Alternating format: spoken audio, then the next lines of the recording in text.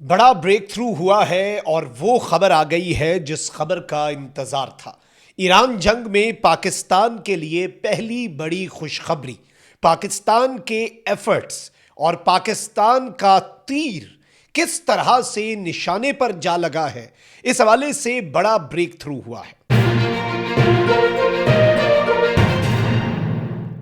बिस्मिल्लाहिर्रहमानिर्रहीम, अस्सलाम वालेकुम। मैं हूं मखदूम शहाबुद्दीन। जुमेरात 2 अप्रैल 2026 का आगाज़ होते ही एक बहुत बड़ी डेवलपमेंट सामने आई है। एक जानिब तो पाकिस्तान और ईरान के दरमियान मुज़ाकरात के हवाले से बड़ी अपडेट है।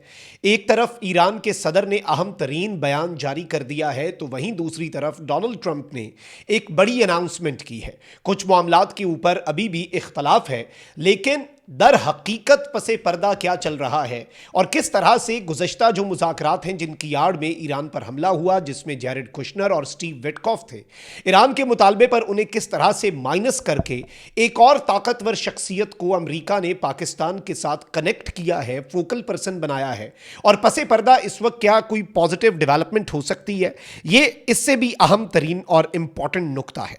लेकिन उससे भी अहम क्या है? उससे भी अहम है कि मेक और ब्रेक मोमेंट जरूर है। ये सारी डिटेल्स इंपॉर्टेंट है, लेकिन उससे पहले अगर अभी तक आपने इस वीडियो को लाइक नहीं किया, लाइक जरूर कर दें।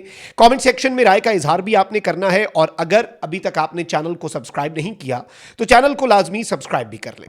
नाज़रीन किराम, रॉयटर्स ने एक बहुत बड़ा क्लेम किया है, और रॉयटर्स के मुताबिक अमेरिका के जो नायब सदर हैं जेडी वैंस, वो इस वक्त पाकिस्तान के जो इंटरमीडियरीज हैं, पाकिस्तान के जो सालिस हैं, पाकिस्तान के एंड से जो मफाहमतकार हैं, जिनमें पाकिस्तान की पावरफुल मिलिट्री इस्टेब्लिशमेंट की शख्सियात भी शामिल हैं, उनके साथ जेडी वैंस इस वक्त मुकम्मल तौर पर राब्ते में है।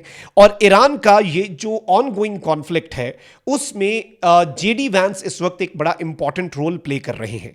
और इसमें इंपॉर्टेंट चीज़ ये है कि प्राइवेटली जेडी वैंस ने पाकिस्तान के जो मफाहमतकार हैं उन्हें यह सिग्नल दिया कि डोनाल्ड ट्रंप जो है वो सीज फायर के लिए आमादा है।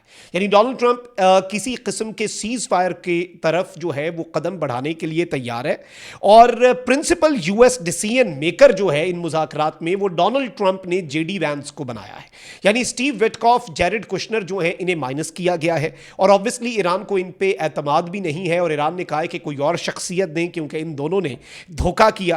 और ईरान के अंदर अहम चीज यह है कि सीज फायर के हवाले से अमेरिका ने अपने मुतालिबात भी रखे हैं। ऐसा नहीं है कि अमेरिका ने कहा कि हम गैर मशरूत सीज फायर करते हैं।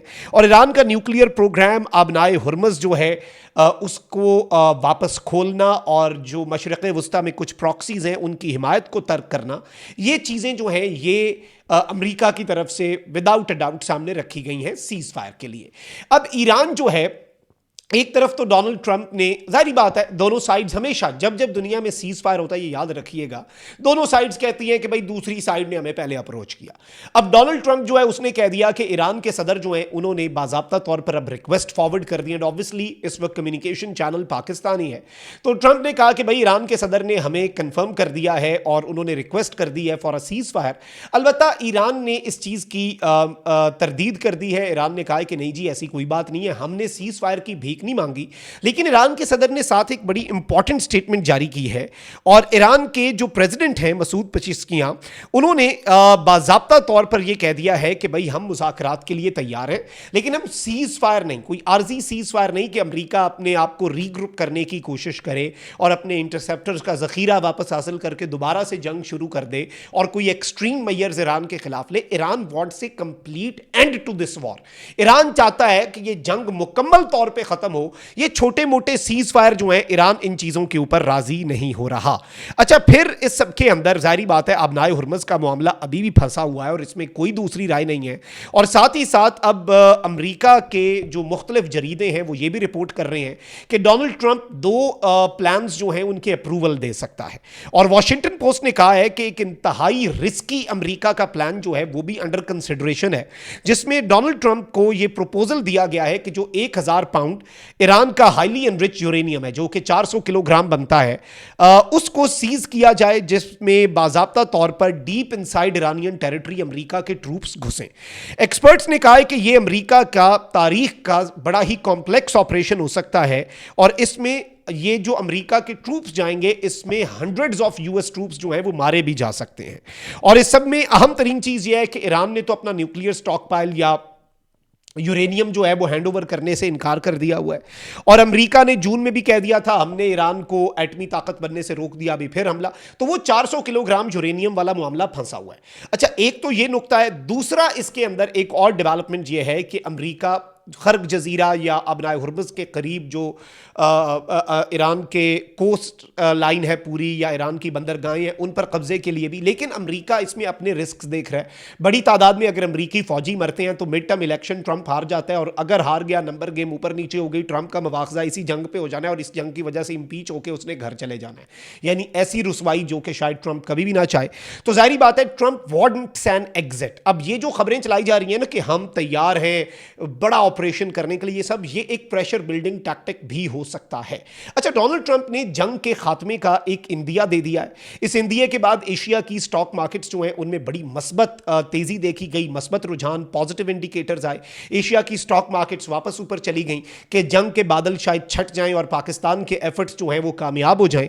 अब इंपॉर्टेंट चीज ये है, एक्सियोस जो कि अमेरिका की एडमिनिस्ट्रेशन के अंदर की खबरें बहुत एक्यूरेटली पिछले 2-1 साल में तो हम खुद भी ऑब्जर्व कर रहे हैं कि एक्सियोस की तरफ से यूएस एडमिनिस्ट्रेशन, व्हाइट हाउस और पेंटागन के अंदर जो चल रहा होता है ना इन देयर हेड, और वो जो आपस में डिस्कशंस कर रहे होते हैं, एक्सियोस के जराए आजकल बड़े तगड़े हैं। तो ये अमरीकी जो आउटलेट है, न्यूज़ आउटलेट, ये बहुत एग्जैक्टली और आप कह लें कि ऑन पॉइंट रिपोर्टिंग करते हैं। तो इन्होंने कहा है कि पॉसिबल सीज फायर जो है ईरान के साथ, उसकी डिस्कशन इस वक्त बड़े सीरियस मराहिल में दाखिल हो चुकी है। और इससे पहले रॉयटर्स तो ये कह चुका है कि वाइस प्रेसिडेंट जेडी वैंस जो है he is already in talks through Pakistan, और ईरान जो है उसने भी नीम रजामंदी जो है वो जाहिर कर दी है, जारी बात है।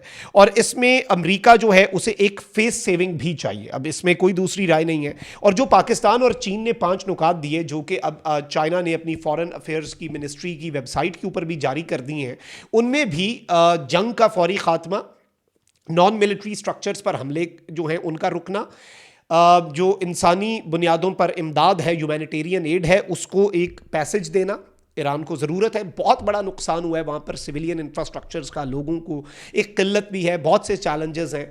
फिर चौथा, अबनाए हुर्मुज़ खोलना भी चाइना और पाकिस्तान के 5 नुकाती एजेंडे में है।